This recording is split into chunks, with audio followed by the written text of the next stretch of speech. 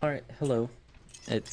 Well, yeah, I'm making an original video now that's like completely legitimate and awesome. It's gonna be a movement guide over all the cool movement tech in Apex, which is honestly like holds a soft spot for me because I'm a big movement guy. I love movement. Yeah. So I'm gonna be splitting this up into three main parts. The last part's gonna have three sub parts. The first part's gonna be key bindings. Second part's gonna be how Apex movement works. Third part's gonna be movement, and the three sub parts are gonna be beginning, intermediate, and also advanced. So getting into it straight away because I don't want to waste your time. You're here to learn stuff. I'm gonna go over my key bindings. So my main key bindings that I immediately suggest going to this movement guide is going to be binding your scroll wheel down to move forward and your scroll wheel up to jump. You can switch them, like scroll wheel up is move forward and scroll wheel down is jump. You can interchange them as much as you want, whatever feels comfortable.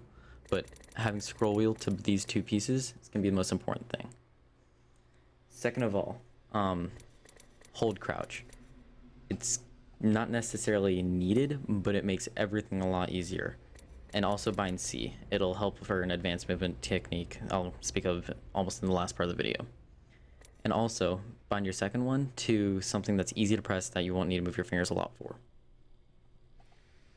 So second thing I'm going to go over is sensitivity. I have mine as 8.0 and my DPI is going to be 1700. I suggest a high sensitivity than you're usually using because it's a lot easier if you're flicking, because flicking is it's very useful in Apex and just the game in general. So now I'm going to go on to how Apex movement works. There's like 5 or 6 main pieces of movement in Apex. There's Lurch, there's going to be momentum based on, and then there's also viewpoint. Looking in inputs can redirect momentum. There's strafing, and there's going to be stances. I'll explain Lurch right now. Lurch is the ability to pretty much make an input a couple seconds not even a couple seconds, like a second or even milliseconds after you jump to change your direction. For instance, if I'm running, I jump and I hit whoa, Apex servers. If I'm running, I jump and I hit A. I'm gonna switch like 45 degrees over here. Running, jump, A. Apex, come on, I'm in firing range. Okay, so that's gonna be Lurch. Momentum is one of the most important parts of Apex. It's how all the movement works, and it's a lot different from other games. Sliding, you can keep sliding until you run out of momentum and you come to a complete stop. So if you're able to chain that, you can get a lot of good momentum going. Oh my god, I'm trying to record a video. Lag, please. And then your viewpoint. So tying in with Lurch and momentum, if you're going to do this and press A, you're going to kind of change your direction a little bit. But if you do this and then you kind of switch, you can do a 90-degree jump, which is going to come in with another late advanced movement technique too. So viewpoint does highly affect where you're going and how you're going to go there. Strafing. It's an interesting about Apex because you can't sprint strafe. If you strafe, you're going to lose all your forward speed. You can obviously go like this, but you go like this, you half your movement pretty much. It's only used in fights, and if you want to learn to strafe, I'm going to be explaining tap strafing at the end of the video. Nearly. There'll be timestamps. And stances. There's a whole bunch of different stances. There's crouching, there's sprinting, there's walking, there's climbing, and then there's stand, or no stances. Some stances affect others. For instance, if you're crouching, you're not going to be able to climb a wall. If you're sprinting, you can't. If you're standing, you can. But if you, for instance, hit a climb and you're trying to hit another climb, it's not really going to work because you can only climb once per stance. So you climb, your stand has to revert back to normal stance before you can climb again. So you're not able to chain climbs like, well, it has a ledge, so it's obviously not going to work right here, but I'll explain it over here. You're not going to be able to climb, whatever. Like, yeah, you know what I mean. So I'm gonna start moving on to the beginner movement tech actually, for like originally without just explaining stuff. So the beginning one is gonna be slide hop. That's it. Slide, and then you jump. This seems simple, perhaps not even useful, but you can chain it. So you slide, you jump, slide, you jump, and you get a lot more distance. You're moving way faster and you're harder to hit. And you can chain it with other movement tech I'm going to be explaining later on. And now I'm going to be explaining zipline hopping. Zipline hopping is simple. You're on a zipline, you don't want to get shot as much, so you do this. Super easy. You just jump, E, jump, E, jump, E. You can only do it 3 times, or it might be 4. Let me check. Yeah, you can only do it 4 times before your stance reverts to normal. So it's kind of like climbing, except you can do it 3 times until you have to return to a normal stance before you can do it again. The next thing is going to be something I like to call infinity dodge. You do an infinity symbol, you kind of draw one while running forward, and it makes you a lot harder to hit. Not necessarily movement, but it's a good thing to know when you're starting out. Because doing this, going back and forth, strafing, you're a lot slower and you're actually way easier to hit while you're doing this. The next thing is going to be actually going into intermediate. Well, no, actually beginning. This is still beginning, my bad. I'll go into intermediate right after this one. It's going to be crouch spamming while you're shooting. Makes you harder to hit in the middle of a fight, and it's really useful. So now we'll go into intermediate. So the first intermediate thing is going to be B hopping. It's like slide hopping, but you chain slide jumps into each other. That's it. It's really useful because you still go pretty decently fast, and you can use it to maintain momentum after you take it. Because, for instance, if you were to be Pathfinder, if you're a Pathfinder,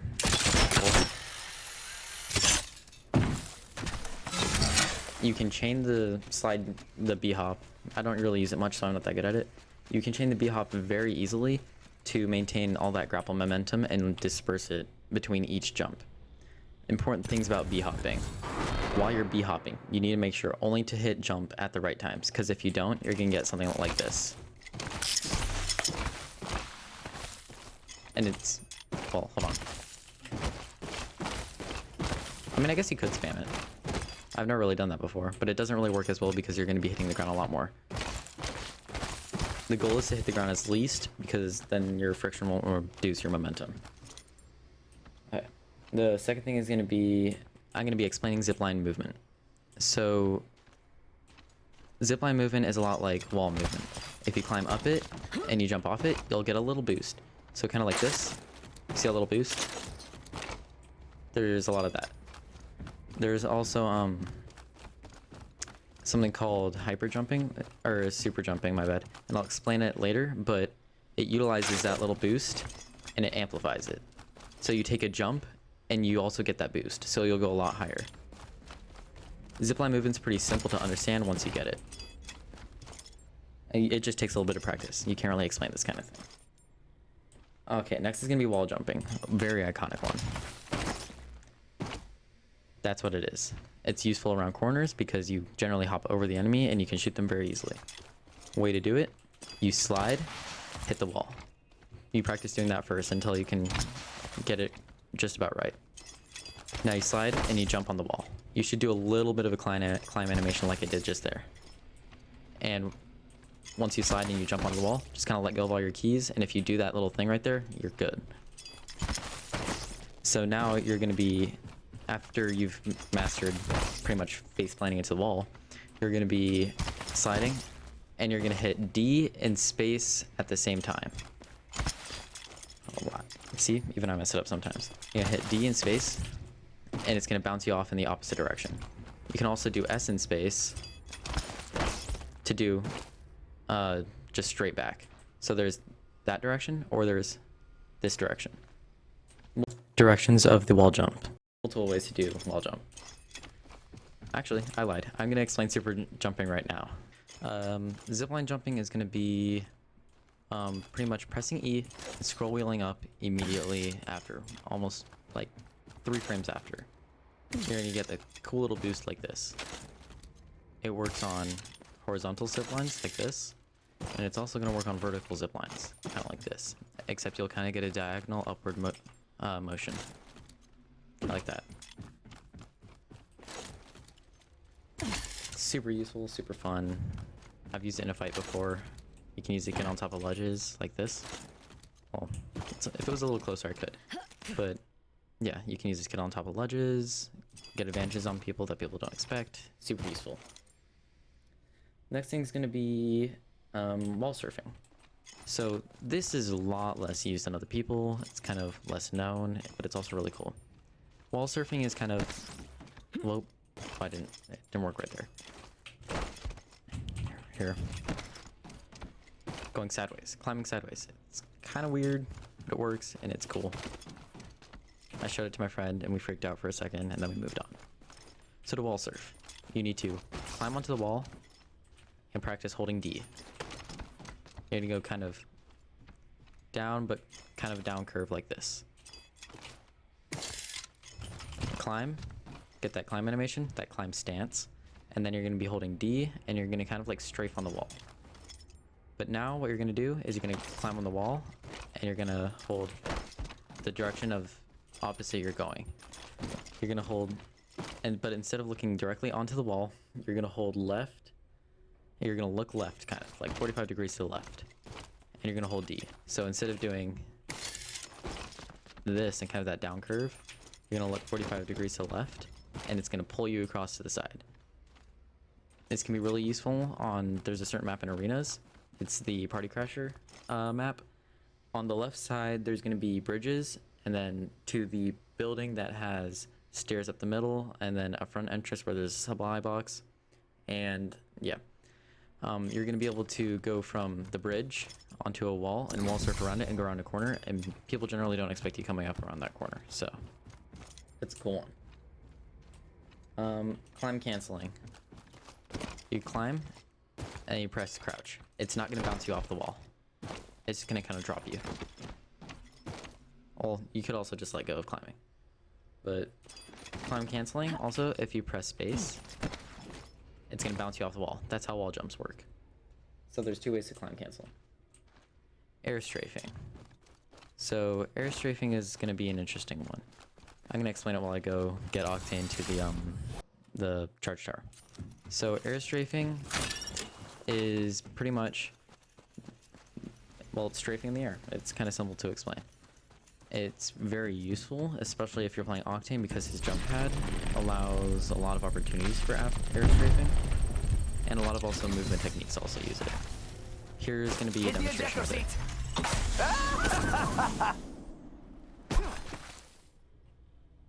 I curved around this way. So you're just going to hold D and look in the direction you're going. So I'll explain it again. You're gonna slide onto the Octane jump pad, space, and D. And you can curve your direction and you can kind of be more accurate with slide jumps rather than just going forward with an Octane jump pad all the time. This also works with Pathfinder. It works with a lot of the movement legends. Also, quick little side note, stimming onto an Octane jump pad. We went right here.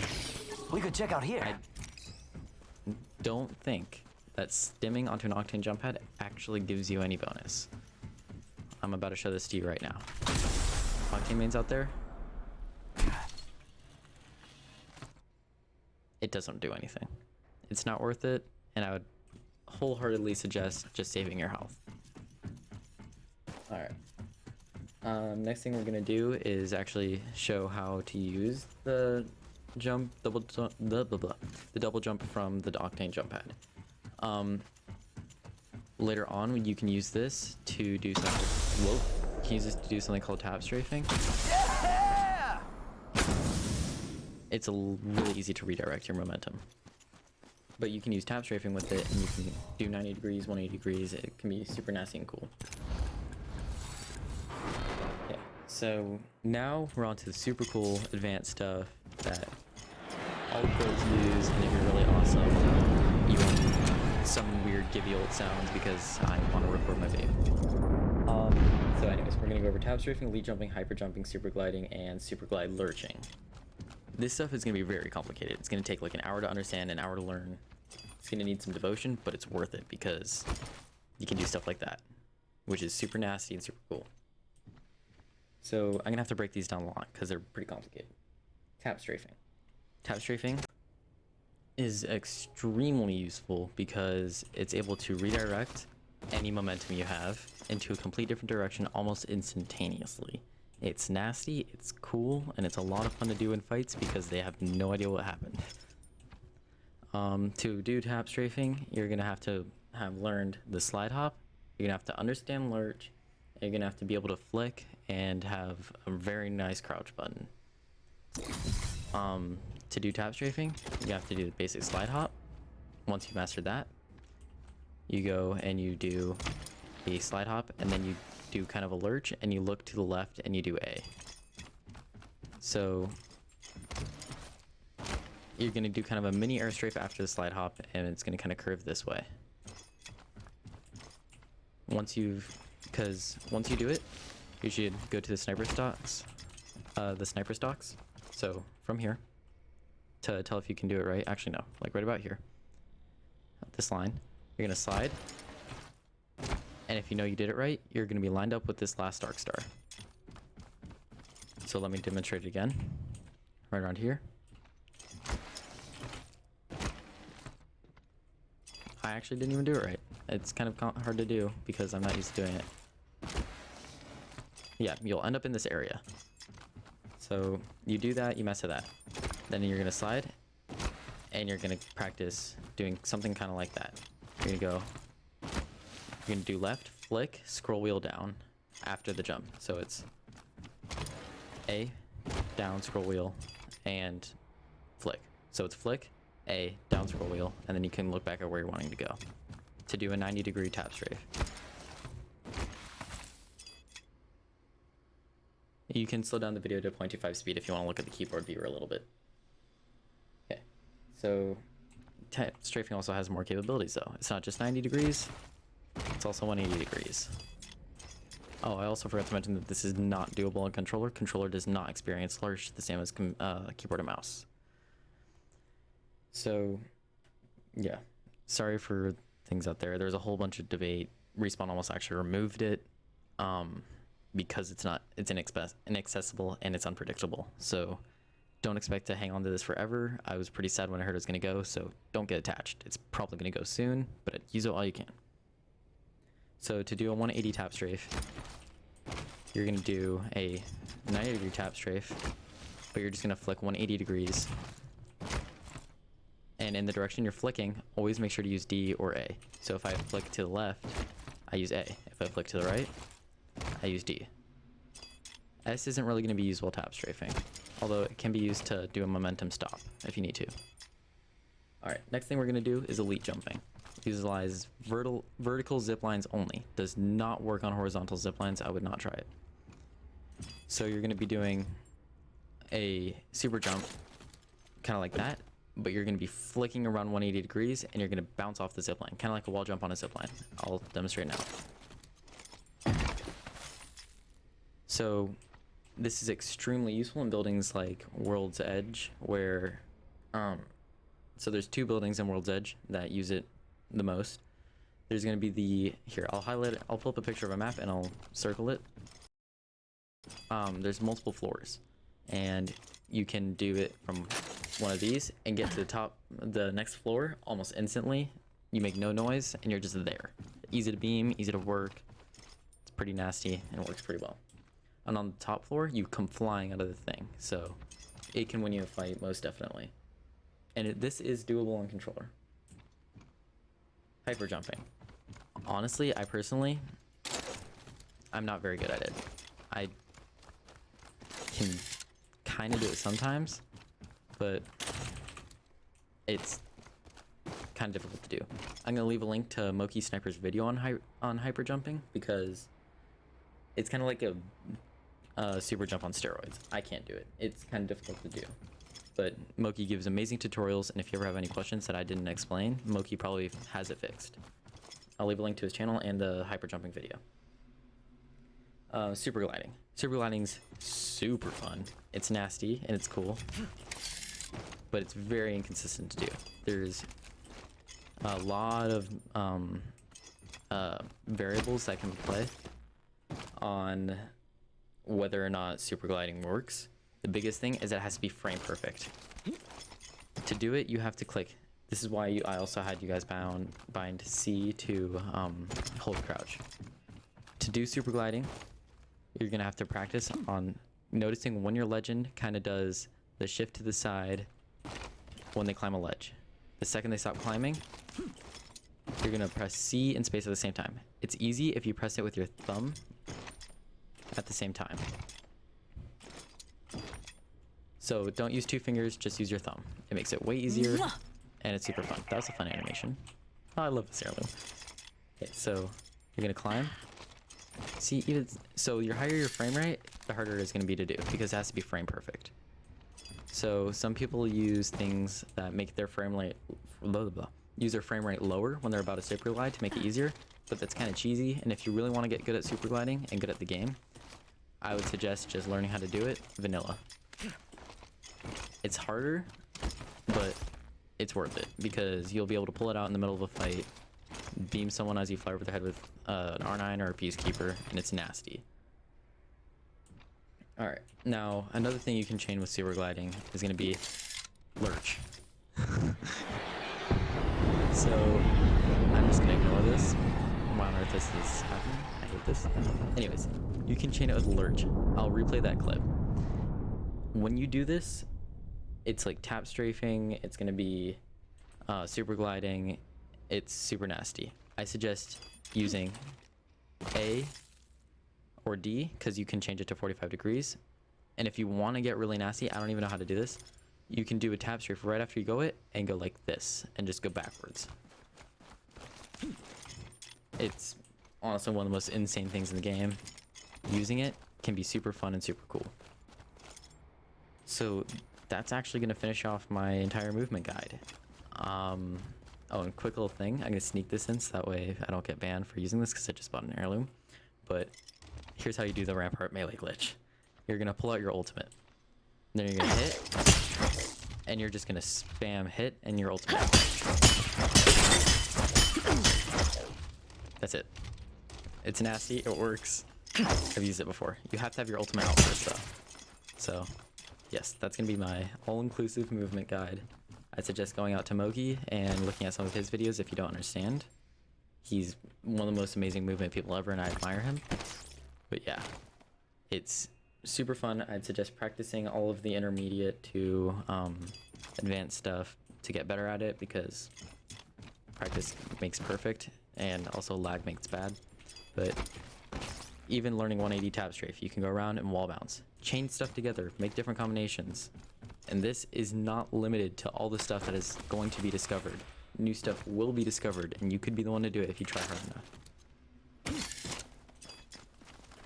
So movement in Apex is an amazing thing. Take it for granted. Don't take it for granted. You'll be sad when it's gone because they're going to be removing a lot of movement stuff in the future, I see. That's what I'm expecting. But I hope you guys enjoyed this video, and go practice now, because it's a lot of fun. It takes time, but it's worth it. Thank you for watching. I hope you learned something. You're awesome.